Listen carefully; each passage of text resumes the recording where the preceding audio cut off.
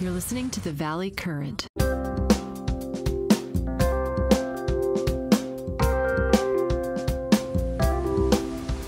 What are you guys going to do for Thanksgiving? Oh, we're having Thanksgiving here. We're actually making a turkey. It's, there's a full kitchen. My mom's got a really big house relative for one person, 4,000 square feet. It's got a kitchen that's about 1,000 square feet, and it's got a major, big time gas oven. So she's got like the equivalent of, you could probably have 12 people living here and you wouldn't run into each other.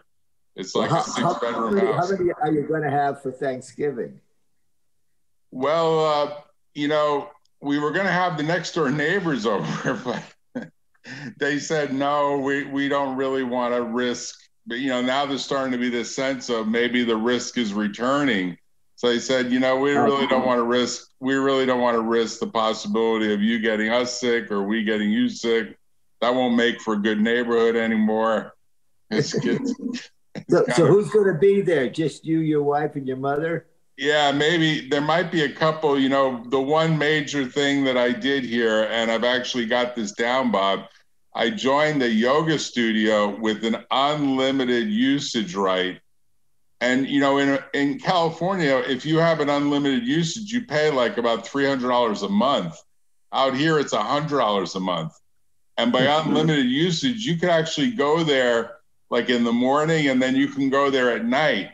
So I've been going at least once a day, sometimes twice a day. Oh. And I've lost about 15 pounds. Of course, I probably gained 15 pounds when I first came here. It's that hot yoga where you really sweat your ass off.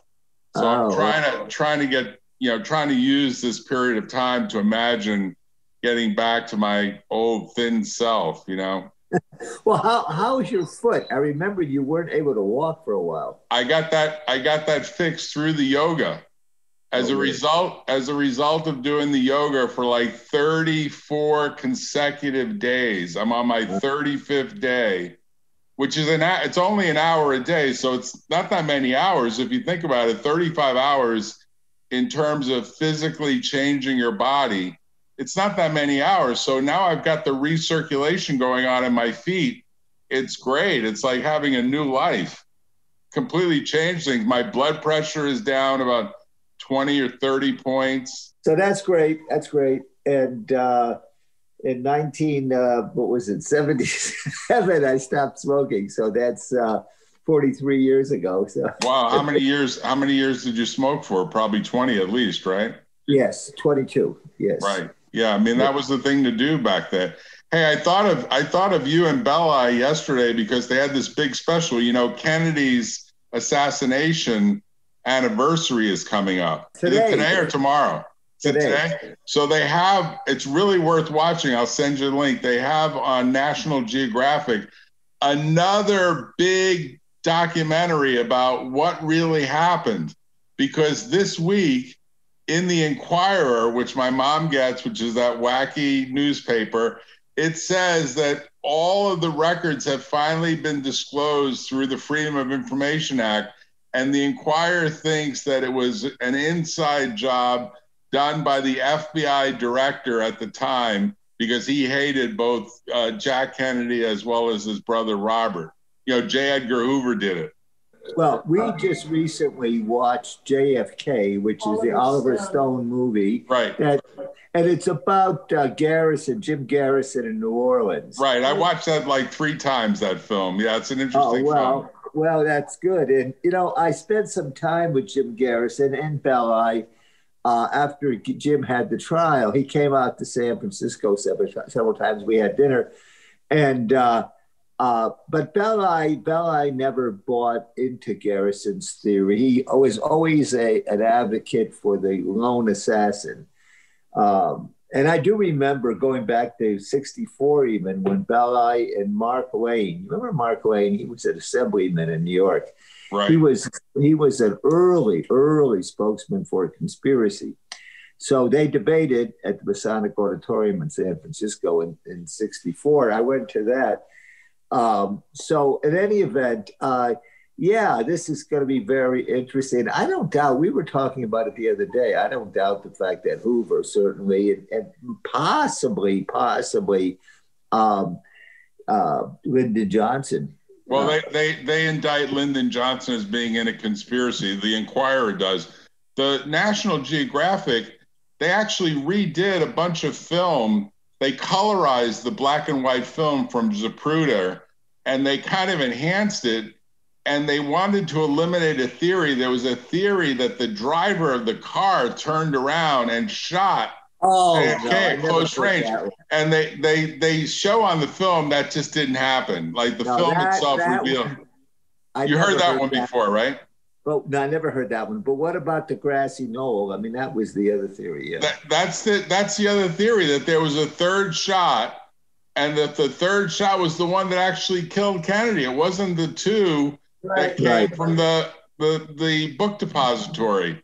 Right. It was the third shot from the supposed grassy knoll, and still they can't figure out like who would have taken that shot, and where was he or she, and who put them up to it. But the reason I thought of you is, didn't Belli and you represent Jack Ruby for a while? Belli represented Jack Ruby at his trial in 1964. And so I came in 65. So by the time I came there, it was the appeal. Belli filed, well, by that time, Belli had been fired, but he filed an amicus brief and took on Walter Craig, who was then president of the ABA, former federal judge. And so Belli, and and I've said to Belli, and I wrote about this in my little autobiography here, memoir, whatever, that I sat with Belli and I said to him, you spoke to Ruby, you spent a lot of time with Ruby, he did, and what do you think happened? And he told me once, he said, I don't really want to talk about it, but I think that he was a believer in the Oswald single assassin theory. However, there's been a book written by a fellow named Mark Shaw, who did work for hung around with Belli a little bit, and wrote a book. And his theory is that Belli was hired by the mafia to represent Jack Ruby because they knew that Belli would be interested primarily in the PR, not in the substance of the case. And Belli did hang out with a guy in Tampa, Florida. Actually, Frank Regano was in Tampa, Florida. Frank Regano wrote a book himself called Mob Lawyer, and he did represent the mafia. And Belli, he was a good friend of Belli's. So there's reason to think that the mob, who had also probably been involved in the murder, in that, they wanted to get rid of him because they felt that after helping him getting elected, Bobby Kennedy continued to go after them. And also there's a link too there with Hoffa. It all comes together with Hoffa and Belli and Frank Regano. And then there's the theory of maybe, as you say, the FBI and Hoover. Belli hated Hoover and was convinced that Hoover was wiretapping him. And just the other day, 2 days ago, I was on the phone here, Susan was here, with a guy named Gary Pomerantz. Gary Pomerantz is a writer in San Francisco, and we were on the phone for about 3 hours with him. He's interviewing me. He reached out to me, Gary Pomerantz did, because he discovered me at the Bancroft Library in Berkeley at the University of California, because I gave them a gift 15 years ago, right, of Belli papers. Right. So, yeah. So he found out about me. So he's interviewing me. He's writing he started out wanting to write a book about San Francisco. And then in that book, he was going to write about Belli, and that's how he found me. But I think now we're trying to redirect his attention, right? So to something about Belli, forgetting the San Francisco book, but about Belli and you can get tissue or something next to it.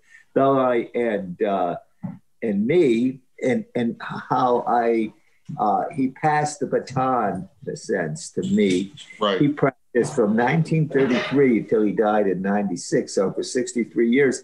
And then I, in turn, created the firm and somewhat passed the baton along to Brazier. Right. So thanks.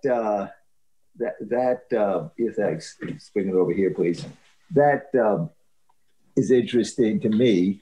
And so did he record? Did he record the 3 hours? Has he recorded all the yes, 3 hours? yes, he did. And he was going to come. Yes, he did. And he was going to come down here.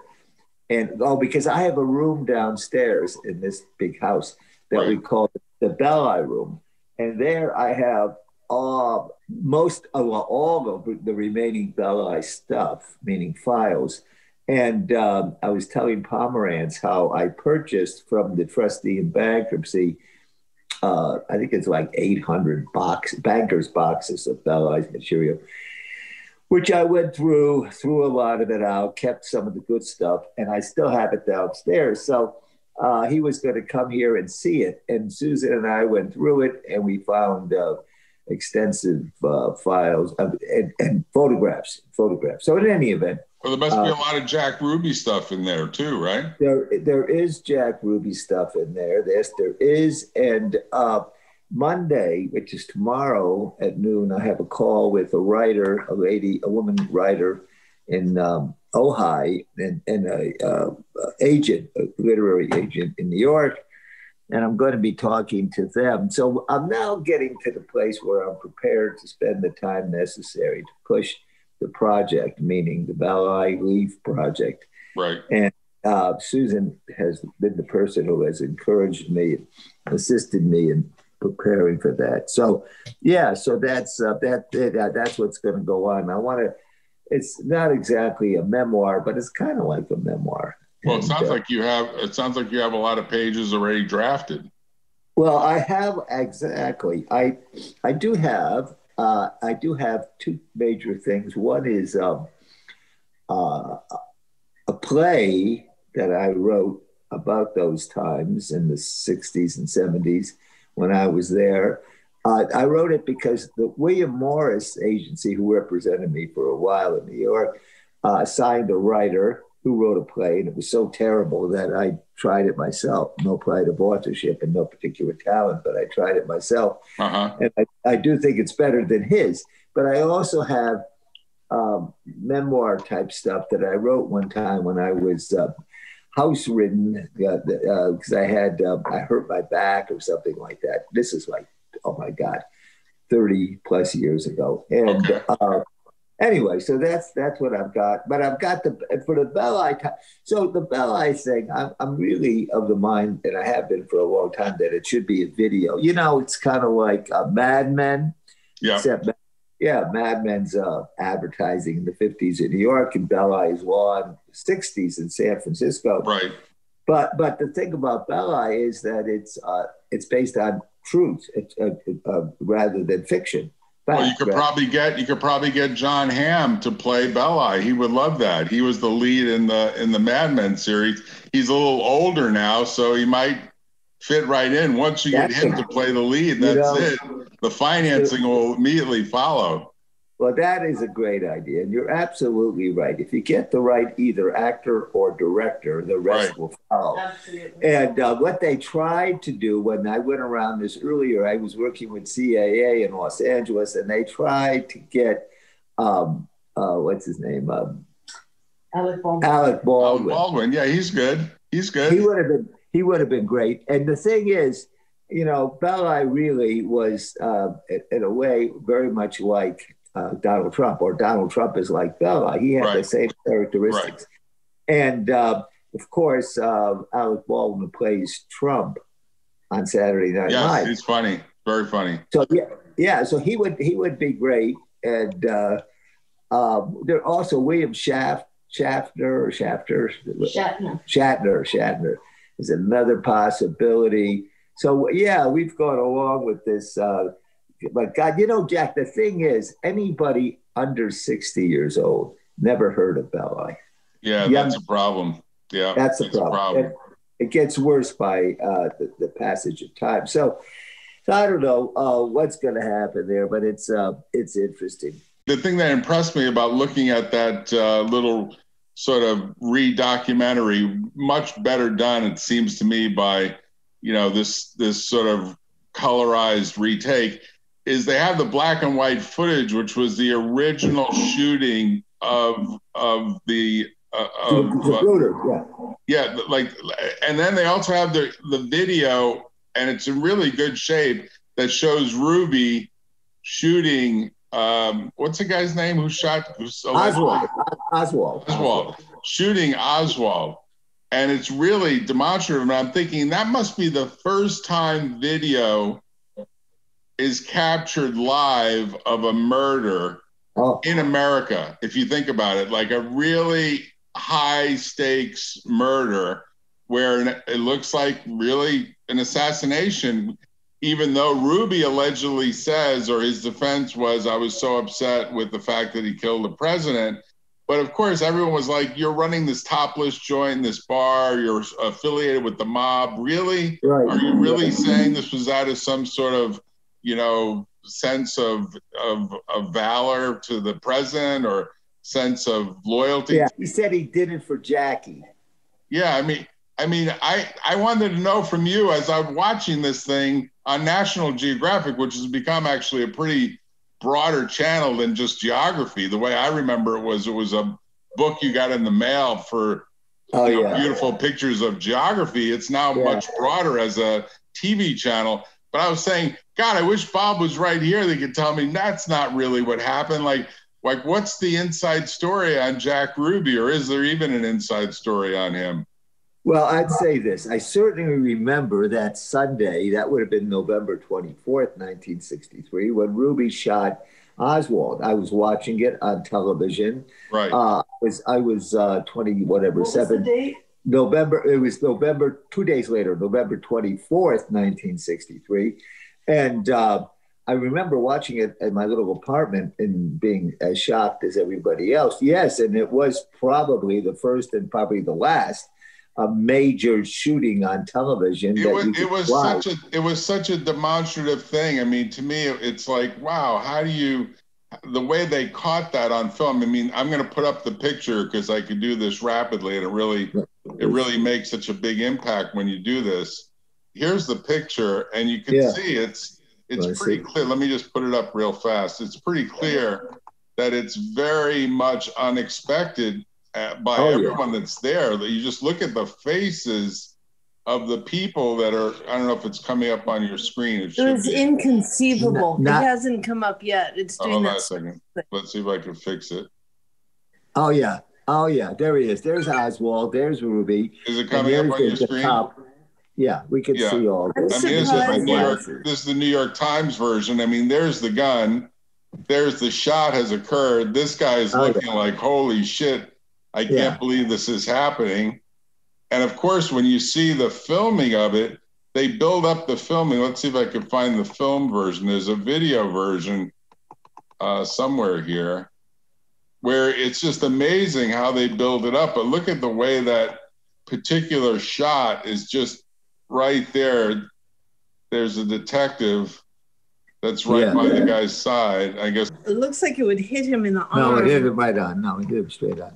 I think it got him right in the heart, didn't it? Yeah, he got him definitely. He got him beautifully. Yeah. Do you think he was hired by somebody? That's the view. That's the view, right? That's the view that there was basically this was a hired hit, and people thought that Ruby was part of the Secret Service because of the way he dressed in his dark suit. No, right? He was not. He was definitely not that. And the fact is, but in a defense, Belli came up. Well, it was pretty hard to imagine trying to defend the guy when half the world saw this murder. But Belli claimed that Jack Ruby had suffered from a psychomotor epileptic fit, whatever the fuck that is, a psychomotor. He had experts, meaning that he had like an epileptic fit I mean, it's ridiculous. And he happened to have a gun in his hand, and he happened to be right there in front of him. Yeah, it's all ridiculous. But tell what you found in the archives. That's a little consequence. There's seven other police officers, if you count them. 1, 2, 3, 4, 5, 6, 7. Oh, yeah. There's 7 other police officers that are surrounding this guy and Ruby. I mean, when you watch it, you're like, you can't believe this is happening, but sure enough, it's happening. Ruby was known by the police. He was a friend of the cops. They always hung out in his bar, so they let him in. But of course, never expect. And yes, Ruby was possibly a mafia directed.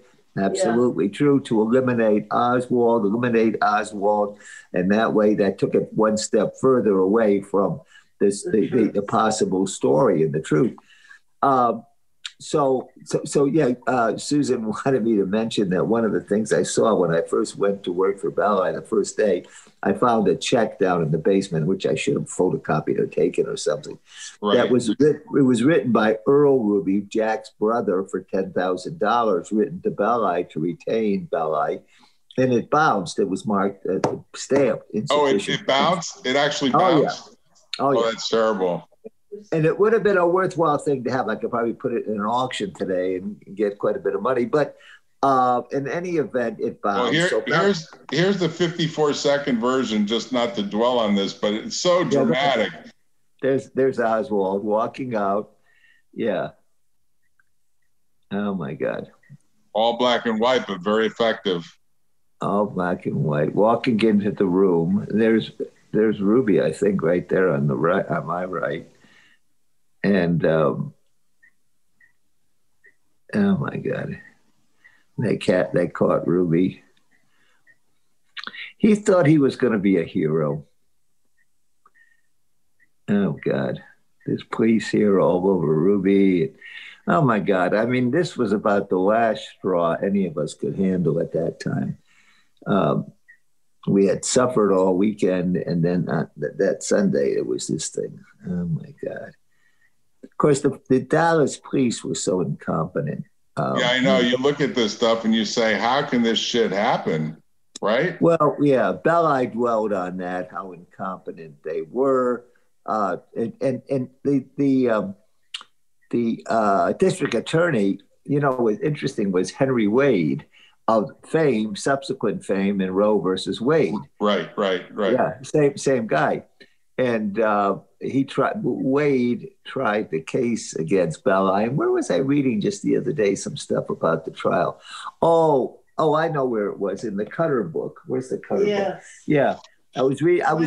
I found this book in my library the other day, and I pulled it out because it's called the Cutter Incident. And and in here they describe, the referencing Belli in the trial and all. But that is interesting to me. This is about Cutter Labs in Oakland. I'm sorry, I'm changing the subject for a moment. Okay. But this has to do with the vaccine. And Cutter in 1955 made the Jonas Salt vaccine. Right. And they made a bad batch. Which ended up infecting 70,000 kids. 200 were paralyzed and 10 died. Oh, this is the polio vaccine back in the 50s? Yeah. Okay. Yeah, and it's relevant now because of what's coming up with the Pfizer and the Moderna. Right. So Belli, 2 years later, actually tried the Gottstanker case, which was Ann Gottstat, a little girl who was given the bad drug and who got polio. Right. And interesting, I mean, imagine the name Gottstanker is thank God. Thank God, yeah. What a great name to have. Right, can't beat that.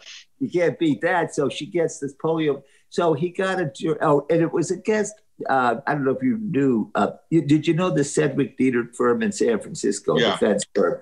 Yeah. Wallace Sedgwick, of whom I had heard from Belli, tried it on the other side. He was a contemporary. Both he and Belli were about 50 years old. Anyway, So that is a forerunner. That's a great precedent, and this book should gain notoriety now because the timeliness of it, and also to me, what's interesting is subsequent to this Cutter incident, Cutter was acquired by Bayer, right? Defendant. Yeah. There you go. Yeah.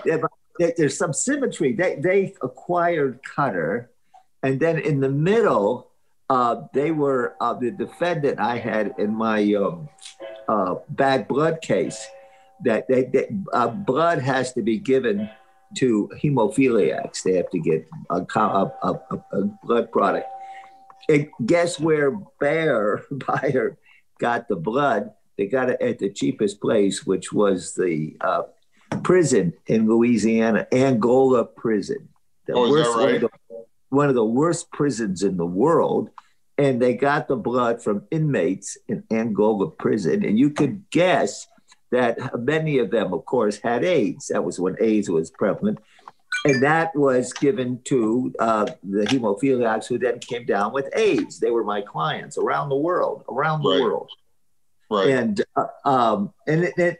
you know, and that was in a way the basis for forming the Global Justice Network, Global Justice Forum, because I went around the world representing people, and that's how I first got involved in meeting lawyers from around the world, all of whom were invited to the Global Justice Forum. So in any event, long story and digression, but. Well, it's highly relevant to today. It's relevant. It's interesting that Belli had a connection indirectly to this case. Yes, very, very interesting that Belli tried. And then after he tried this case, and he got a very small verdict. It was like, relatively speaking, even then it was $125,000, which maybe, I don't know, it's $1 million today, but still. And then he settled, though. His Dick Geary, his then partner, settled many of those cases. So that I went to work there, they were still benefiting from the result of this litigation. They invested their money at the Belli Ash Geary firm, and they bought buildings in apartment house in Phoenix and a big office building in Houston. And then Belli insisted that everybody there was a partner should drive a Rolls Royce. It was kind of funny. Dick Geary didn't want to do it, but Ash had one, and then later Cholas had one. Bob Lieff now has how many? 4 of them or something. So he introduced you to the Rolls Royce theory of you made it to the top if you have a Rolls Royce, right? He definitely did. He also introduced me to the flying first class. He introduced me to staying in the grand hotels around the world. He introduced me to doing serious personal injury, wrongful death cases. But he did not introduce me to doing them on a mass basis, class actions. Right. That was your idea. That was my idea. That was your idea. And you couldn't get him to buy into it, as I remember the story. He wouldn't do it. That is correct. I desperately tried to get him to buy into it, and specifically, I brought him a complaint that Cabraser had prepared, and we went over there together. I took her with me. We went to his office, and it was in the Bhopal case, the Union. Okay, I remember. Yeah, we talked about it. Yeah, in Bhopal, right, India. And he got, I don't know, but he went to Bhopal, he went to India, and he set up a table in front of the hotel there, and he signed up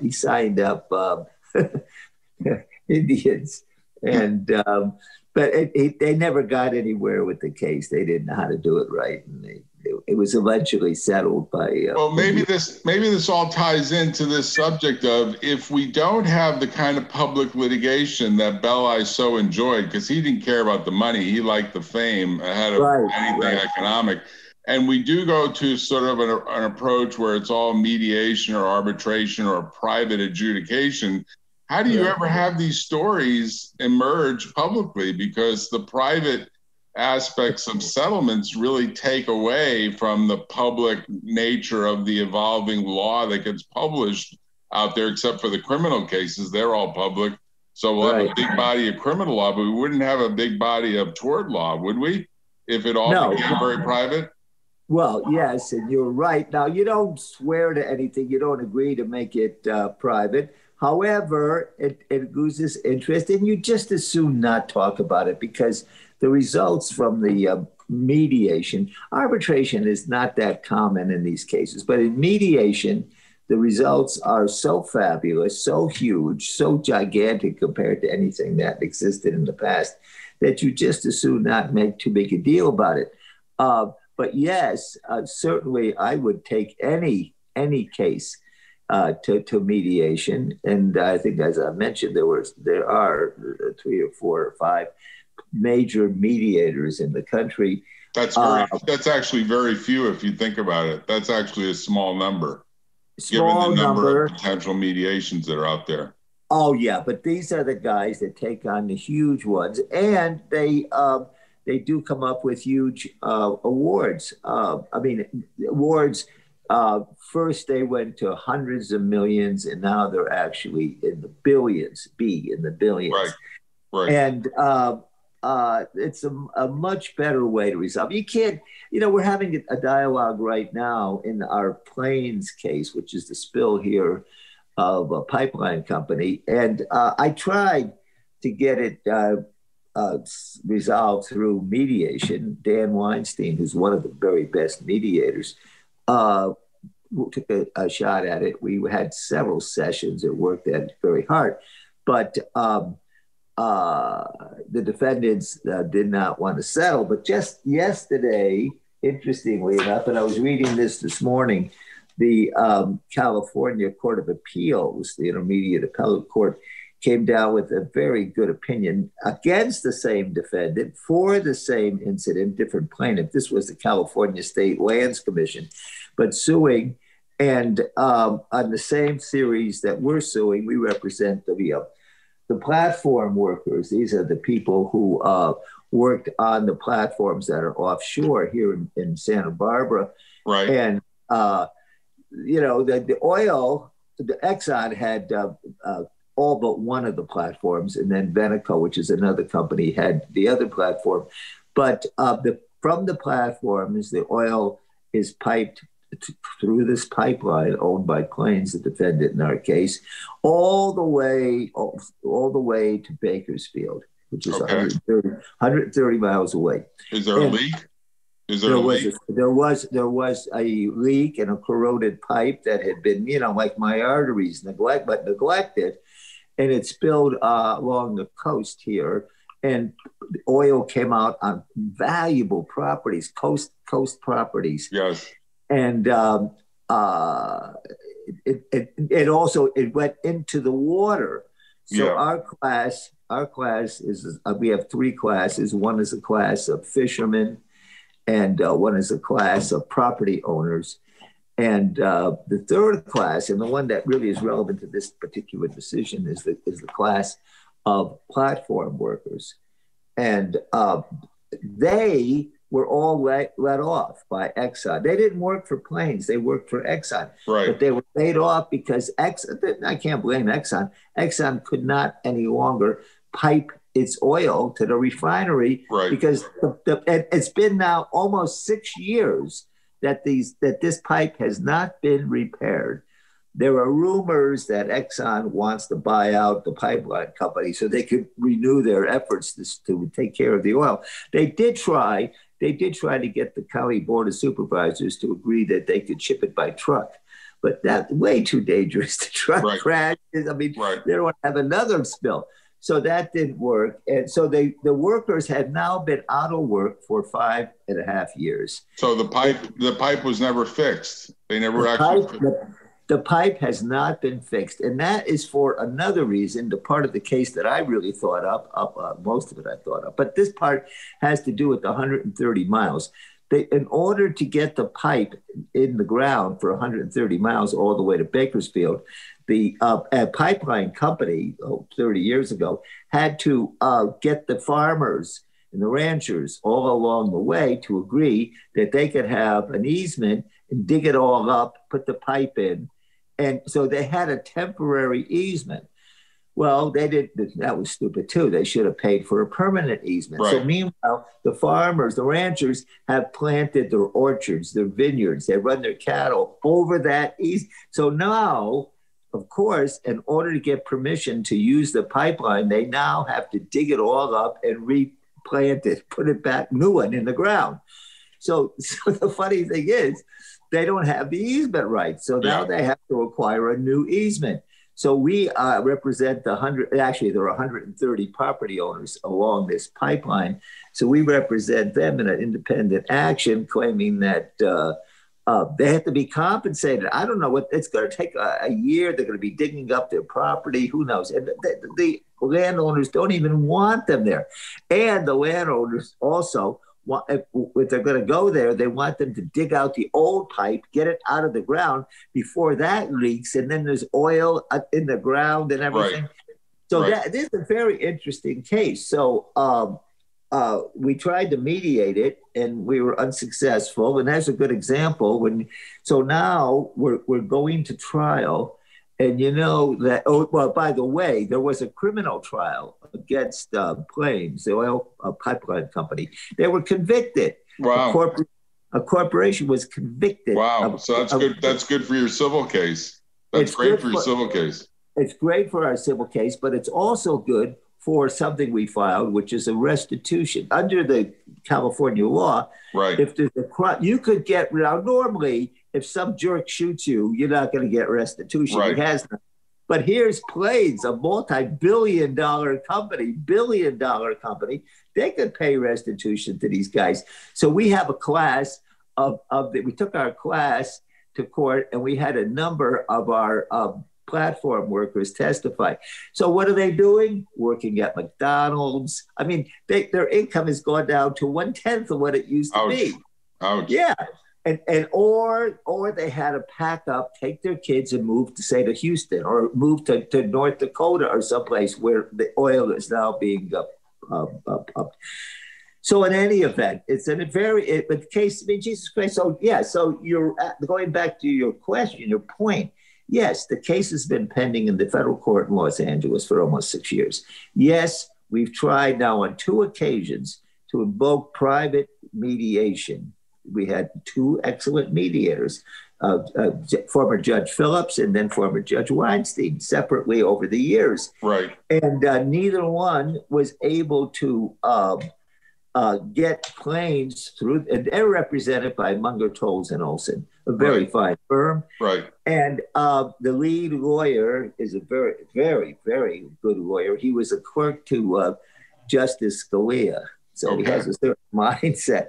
But anyway, so up until now, they haven't wanted to settle. But this one might scare them a little bit. And what's the title of the case that just came out, the published case? Yes, the title of the case is California State Lands Commission versus Plains Pipeline. That's the name of it. Yeah, the California State Lands Commission is standing, in a sense, in the shoes of the company that Veneco, which had one of the platforms, and was unable to drill any longer because they haven't got a pipeline. They have no way. Nobody wants it, or they can't get the oil to the refinery. So, and it's a complicated case dealing with economic, when you could assert economic loss. It was a case that came down Porter Ranch in Los Angeles. That was a recent precedent going the other way, maybe but this case distinguishes it. And also, this is an interesting example of state law versus federal law. In other words, we lost in the federal court on the same theory we're suing on in the state court. And the state court has the opposite result. And then it goes to Erie versus Tompkins, goes back to the 1938, I believe, decision, as you know, which says that there is no independent federal law. The federal courts follow the law of the states. Right. No federal common law the way we have common law, state law. The federal law is all statutory. There is sort of a theory that there may be some little sliver of federal common law, but generally speaking, federal law is statutory. and it's limited jurisdiction for federal courts accordingly. Yeah, you have to have an accident in Yosemite. If you crash into somebody in Yosemite, then that body of federal law will apply. Right. Yeah. But so anyway, this is a great example of several things of the issue of mediation versus litigation. It's an example of the differences between federal law and state law. It's a story about how a case could take maybe 10 years or more.